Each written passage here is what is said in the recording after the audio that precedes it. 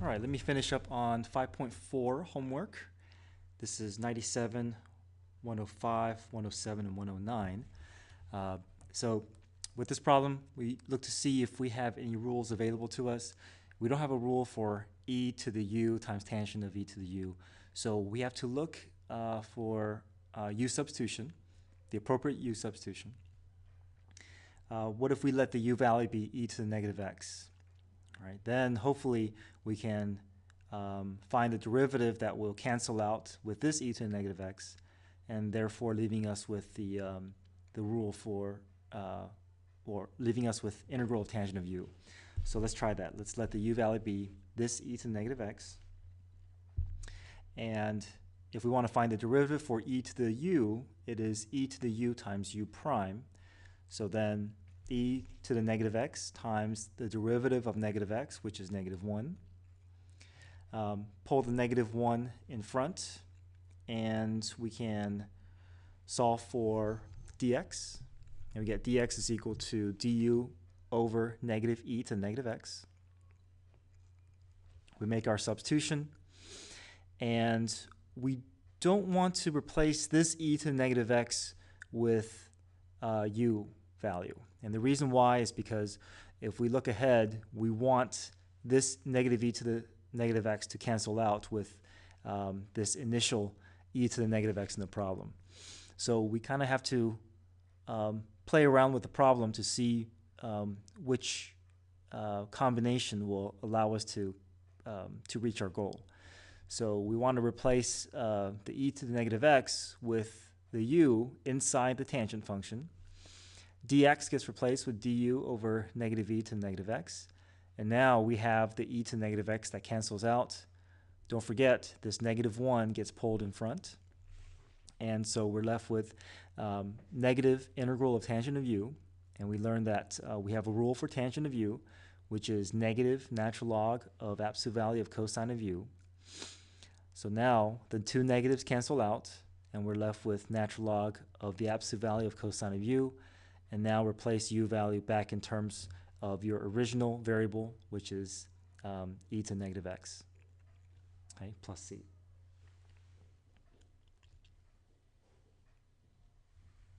Okay, let's look at 105. We have the definite integral of e to the sine of pi x times cosine of pi x dx.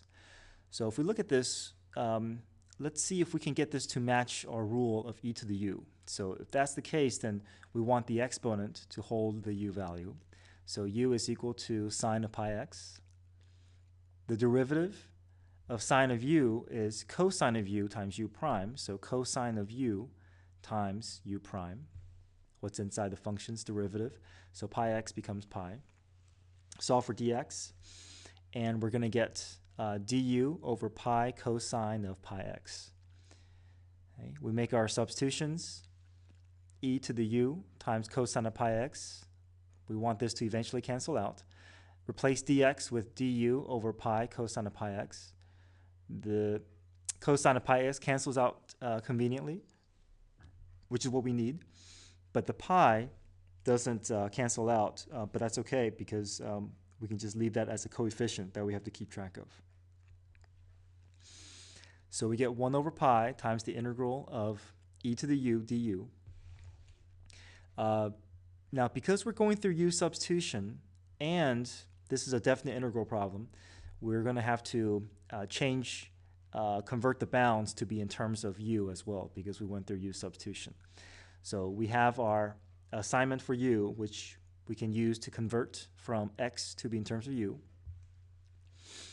So if x is equal to 0, u is equal to sine of 0 times pi, which is sine of 0, which is 0. So our lower bound is not going to change. Our upper bound is initially pi over 2. Replace pi over 2 in for x, and we're going to be left with sine of pi squared over 2. And sine of pi squared over 2, we just leave it in this form because we're unable to solve this out by hand.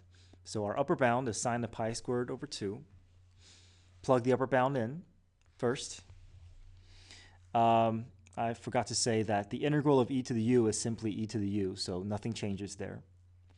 Upper bound plugs into our antiderivative, So 1 over pi e to the sine of pi squared over 2 minus, plug 0 in.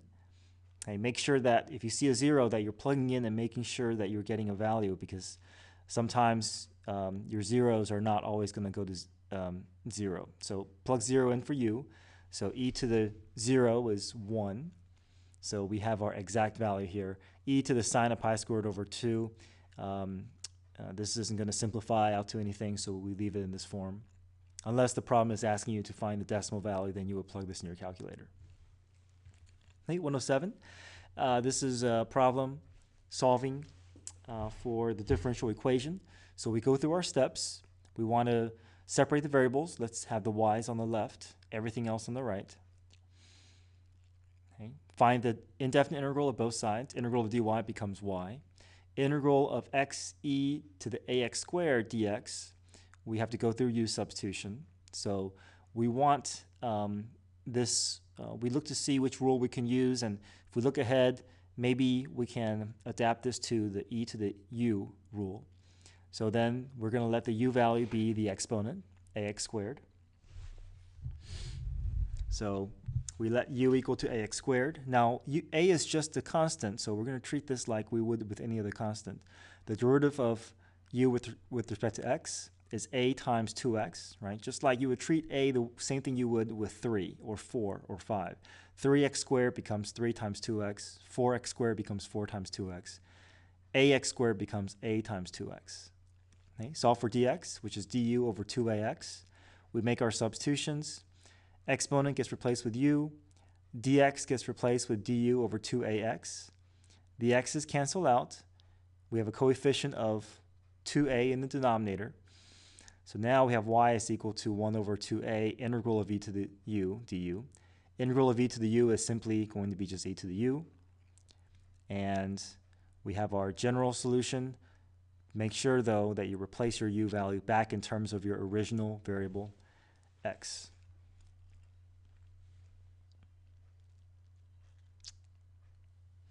Okay, finally, 109.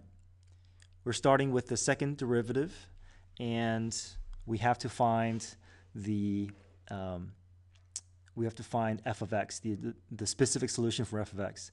So along the way, we can solve for constant the c and the k with these ordered pairs. Okay, so if we want to find the integral, we simply find the integral of the right side. So I can split this up. Integral of e to the x is simply e to the x. Integral of e to the negative x is simply going to be e to negative x times negative 1. We were actually going through u substitution here, but with u substitution, I just skipped the step, knowing that negative x, if u is equal to negative x, it will only produce a negative 1, so I just change the sign in front. But really, the e to the u is not going to change. Okay, so that's our derivative plus c. We have our ordered pair for our derivative, so replace 0 in for f prime, replace 0 in for x. 1/2 times 1 is 1/2. Negative 1/2 times 1 is negative 1/2. The two negatives, 1/2 and negative 1/2 cancels out to be 0. So we have our value for c, which is 0. So here's our specific f prime function. Now we find the integral again. Integral of 1/2 e to the x minus integral of minus 1/2 e to the negative x. 1/2 e to the x will stay as e to the x. E to negative x will stay as e to negative x with a negative that gets pulled out. So the two negatives becomes a positive, and we have a plus k since we're finding the integral a second time.